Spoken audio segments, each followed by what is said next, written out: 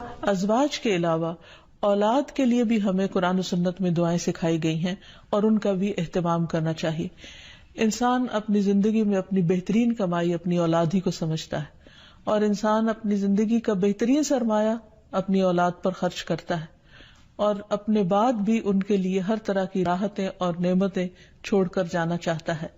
لیکن اگر اولاد نیک ہو تو وہ والدین کے لیے صدقہ جاریہ بھی بنتی ہے، اور والدین کے خون پسینے کی کمائی کو ان کی زندگی میں اور ان کی زندگی کے بعد بہترین جگہوں پر استعمال کرتی.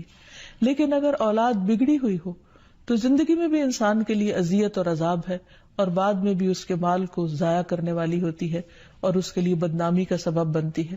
اس لیے خصوصی طور پر اولاد کے لیے دعائیں کرتے رہنا چاہیے.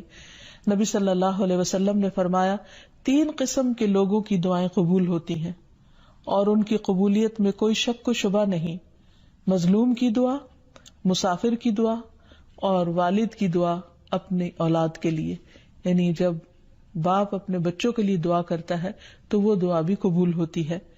اسی طرح نبی صلی اللہ علیہ وسلم نے اس بات سے بھی منع کیا کہ کوئی اپنی اولاد کے خلاف دعا کرے یا اس کو بد دعا دے، کیونکہ وہ بھی قبول ہو جاتی ہے اور پھر انسان کے لیے پریشانی کا باعث بنتی ہے.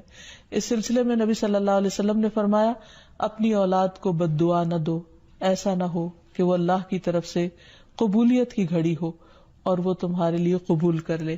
اور اگر انسان کی ایسی دعا قبول ہو جائے تو پھر انسان کے لیے سخت پریشانی کا باعث ہو سکتی ہے یہ بات. پھر اسی طرح یہ ہے کہ اگر کسی کی اولاد نہ ہو تو اس کے لیے بھی دعا سکھائی گئی ہے، اور وہ دعا ابراہیم علیہ السلام کی دعا ہے، جس میں وہ کہتے ہیں رب ہب لی من الصالحین، اے میرے رب مجھے نیک اولاد عطا فرما، صالح لوگوں میں سے عطا فرما. فبشرناہ بغلام حلیم، تو ہم نے اسے ایک بردبار بیٹے کی بشارت دی. یعنی اللہ سبحانہ وتعالیٰ نے ان کی دعا سن لی، اور یہ دعا بہت عرصے کے بعد سنی گئی تھی لیکن بہرحال سن لی گئی. ابراہیم علیہ السلام اللہ کے دوست تھے اور مستجاب الدعوات تھے، ان کی دعائیں قبول ہوتی تھی. لیکن یہاں یہ بات بھی پتہ چلتی ہے کہ دعا کی قبولیت کا مطلب یہ نہیں کہ جس وقت انسان منہ سے کوئی بات نکالے اسی وقت پوری ہو جائے.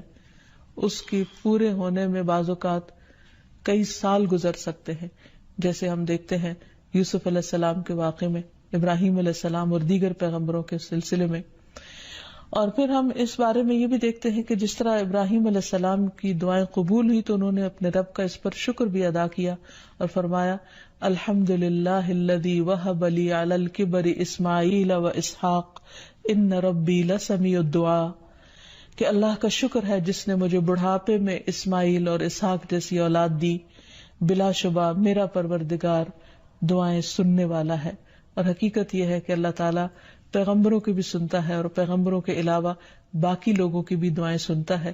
اس لیے اولاد کی طرف سے کبھی بھی مایوس نہیں ہونا چاہیے، نہ ہونے کی شکل میں بھی اور ہونے کے بعد ان کی نیکی اور خیر اور بھلائی کے سلسلے میں بھی. اور اس میں ہم دیکھتے ہیں کہ زکریا علیہ السلام کی بھی اولاد نہیں تھی تو وہ بھی بڑھاپے تک مایوس نہیں ہوئے اور دعا مانگتے رہے. اور اس سلسلے میں آتا ہے کہ وہ جب دعا مانگتے تو کہتے رب ہب لی من لدنک ذریۃ طیبہ انک سمیع الدعاء، کہ اے میرے پروردگار تو مجھے اپنے پاس سے نیک اور پاکیزہ سیرت اولاد عطا فرما، تو ہی دعا کا سننے والا ہے. یعنی پیغمبر ہمیشہ صرف اولاد کی دعا نہیں کرتے بلکہ نیک اولاد کی دعا کرتے ہیں. اولاد کا ہونا اللہ سبحانہ وتعالیٰ کا ایک بہت بڑا انعام اور بندے پر بہت بڑا احسان ہے. اسی لیے ہم دیکھتے ہیں کہ اولاد انسان کے لیے اگر نیک ہو تو راحت، رحمت، آرام اور چین اور آنکھوں کی ٹھنڈک کا ذریعہ ہوتی ہے. نبی صلی اللہ علیہ وسلم حضرت حسن اور حسین کو اپنے پھول کہا کرتے تھے کہ یہ دونوں میری دنیا کے پھول ہیں. ایک اور حدیث سے ہمیں پتہ چلتا ہے کہ اولاد انسان کی بہترین کمائی ہے. فرمایا ان اولادکم من اطیب کسبکم، تمہاری اولاد تمہاری سب سے بہترین کمائی ہے، بس اپنی اولاد کی کمائی میں سے کھاؤ، یعنی وہ انسان کے لیے حلال ہے، جائز ہے. پھر اسی طرح بیٹیاں جو ہیں ان کی تعلیم و تربیت اور ان کی پرورش بھی ایک بہت خیر و بھلائی اور جنت کمانے کا ذریعہ ہے.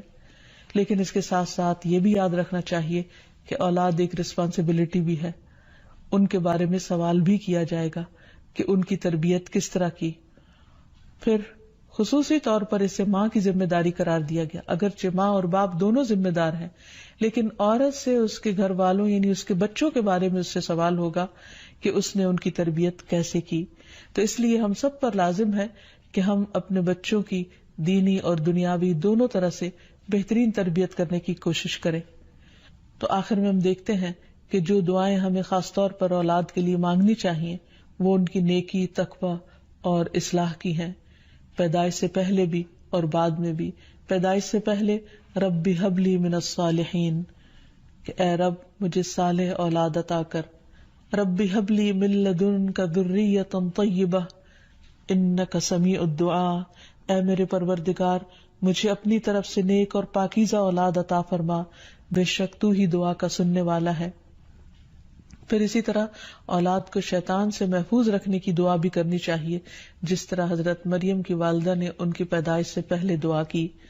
پھر اسی طرح اپنی اولاد کو شیطان مردود سے بچانے کی بھی دعا کرنی چاہیے، جیسے حضرت مریم علیہ السلام کی والدہ نے ان کی پیدائش کے وقت یہ دعا مانگی تھی، وَإِنِّي أُعِيذُهَا بِكَ وَذُرِّيَّتَهَا مِنَ الشَّيْطَانِ الرَّجِيمِ، اور بے شک میں اس کو اور اس کی اولاد کو شیطان مردود سے تیری پناہ میں دیتی ہوں.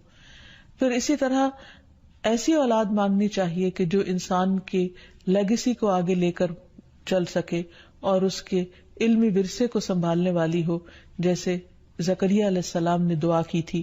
پھر اسی طرح اولاد کے اللہ تعالیٰ کے راستے میں قبول ہونے کی بھی دعا کرنی چاہیے، جیسے حضرت مریم کی والدہ نے ان کے لیے دعا کی تھی کہ ربی انی نذرت لک ما فی بطنی محررا فتقبل منی، کہ اے میرے رب بے شک میں نے تیرے لیے اس کی نظر مانی ہے جو میرے پیٹ میں ہے کہ میں آزاد چھوڑ دوں گی، سو مجھ سے قبول فرما، بے شک تو سب کچھ سننے سب کچھ جاننے والا ہے.